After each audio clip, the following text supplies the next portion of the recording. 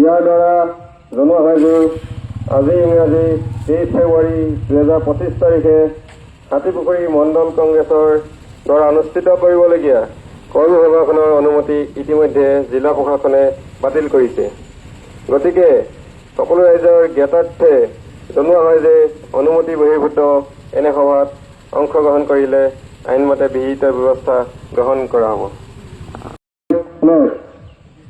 ইয়াৰ দ্বাৰা জনোৱা হয় যে আজি ইংৰাজী 23 ফেব্ৰুৱাৰী 2025 তাৰিখে হাতীপুখুৰী মণ্ডল কংগ্ৰেছৰ দ্বাৰা অনুষ্ঠিত কৰিবলগীয়া কৰ্মী সভাখনৰ অনুমতি ইতিমধ্যে জিলা প্ৰশাসনে বাতিল কৰিছে। গতিকে সকলো ৰাইজৰ জ্ঞাতাৰ্থে জনোৱা হয় যে অনুমতি বহিৰ্ভূত এনে সভাত অংশগ্ৰহণ কৰিলে আইনমতে বিহিত ব্যৱস্থা গ্ৰহণ কৰা হ'ব। ইয়াৰ দ্বাৰা জনোৱা হয় যে আজি ইংৰাজী 23 ফেব্ৰুৱাৰী 2025 তাৰিখে হাতীপুখুৰী মণ্ডল কংগ্ৰেছৰ দ্বাৰা অনুষ্ঠিত কৰিবলগীয়া কৰ্মী সভাখনৰ অনুমতি ইতিমধ্যে জিলা প্ৰশাসনে বাতিল কৰিছে। গতিকে সকলো ৰাইজৰ জ্ঞাতাৰ্থে জনোৱা হয় যে অনুমতি বহিৰ্ভূত এনে সভাত অংশগ্ৰহণ কৰিলে আইনমতে বিহিত ব্যৱস্থা গ্ৰহণ কৰা হ'ব।